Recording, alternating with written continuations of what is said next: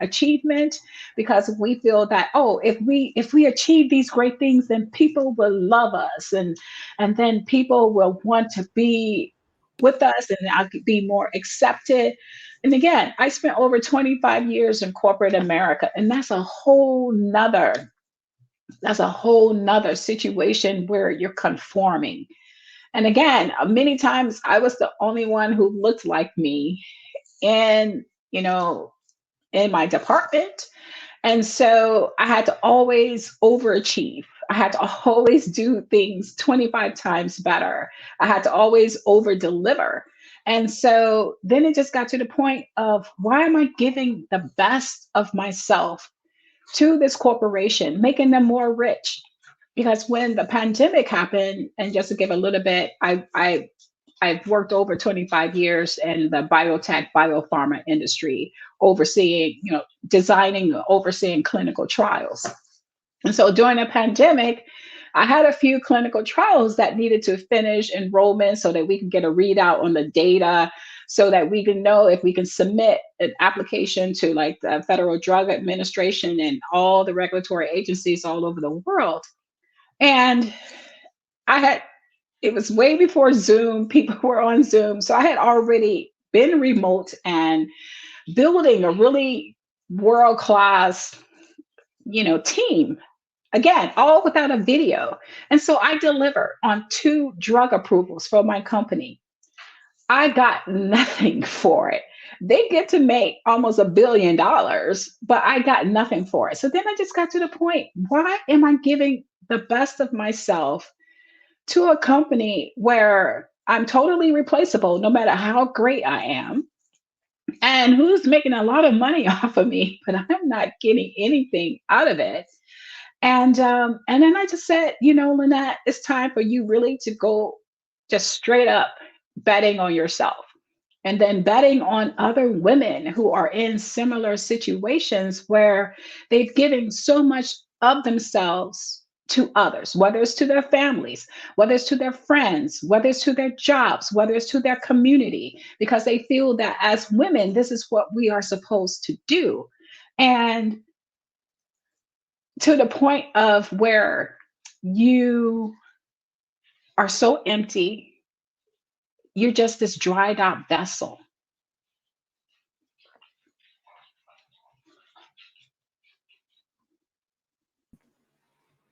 Yes. I like what you just said. We give so much to these jobs, like we're a slave. We go Mhm, above 100%. We go almost mhm, to 1,000. And so many people, they mhm, stress out and worry about tangible things. And yes, that's including a job where they can replace you mhm, just like mhm, that. You're mhm, not mhm. even, how do you want to say this, an employee or even a human. You're just a number. Yes, They can yes. get rid of you and replace you. So why do we do that?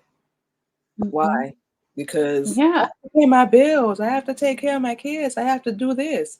Well, coming from somebody that's in the entrepreneur field, you can do that and still provide for your family. It's just believing in Mhm, yourself and taking whatever leap of faith, there is to do that. mhm, But mhm. Yeah. a lot of us rely on other people for self-approval, Mhm, self-acceptance, self-love, and all these mhm, words start mhm, with self for a reason because everything mhm, starts with yourself, mhm. your belief, what you tell yourself up here. Yes, yes. Yeah, I can go Yeah. on, but Yeah, it's yeah. really It's all about the mindset. And that's really where I start my work, is with these women, again, because I don't like to say midlife crises. You get to midlife and you're like, oh my God, I've wasted half of my life. Now what I do?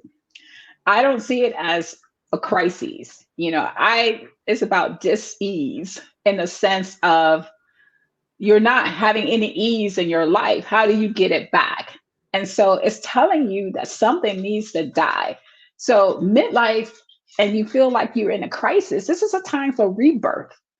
What part of you need to die? That part that's always seeking validation, that part that's always seeking acceptance, that part that feels that, oh, I have to keep giving of myself until there's nothing left of me. And that's what as women we don't even understand, because I did it. Whether it was all in my team, because I fought so hard for my staff, making sure that they had opportunity, making sure that they got great performance reviews, making sure that they got great raises and bonuses and all that kind of stuff. But I had no one in corporate who was doing the same for me. And then in my friends and my acquaintances, again, if someone needed help, I'm just flying over there to get them. And so I kept making myself stronger. I mean, physically and emotionally stronger, so that I can help them over the fence. But then I was left on the other side of the fence, and no one was helping me get over the fence, right? No one was helping me get over the fence. And so that's what happened in 2023. I'm on the other side of the fence, and Nobody helping you. What's going on? Like, what is and there's some icky stuff like coming up around my feet and my ankles, like dragging me in. Yep. And again, I am literally the phoenix, because I have crashed and I have burned. This sister has burned, and to the point, I mean, beyond burning. I mean, it was like, girl, you need to scrape off that skin and rebuild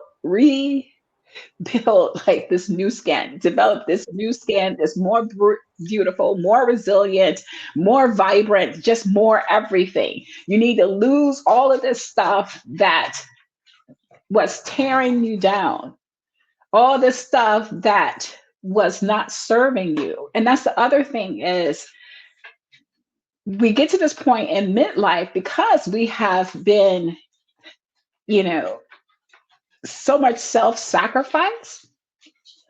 How do you get back to your sense of self? And again, it starts with that whole mindset rewiring.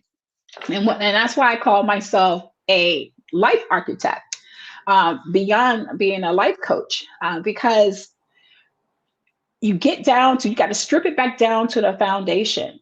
And then what kind of anti rooms do you want in your life? What kind of relationships do you want? What career do you want?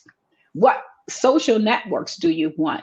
What type of adventure do you want? All of these different rooms of your life, I'm going to help you construct that, build it to the point where it's yours, something where you're going to get out and you're going to enjoy it, and you're going to be able to dance around in these rooms and live your life without worrying about what other people. Because now at this point, you know, you see what worrying about what people think about you, whether they accept you or not, what has it done for you? Did you know? Exactly, right? So now, why not live for yourself? Why not live for yourself?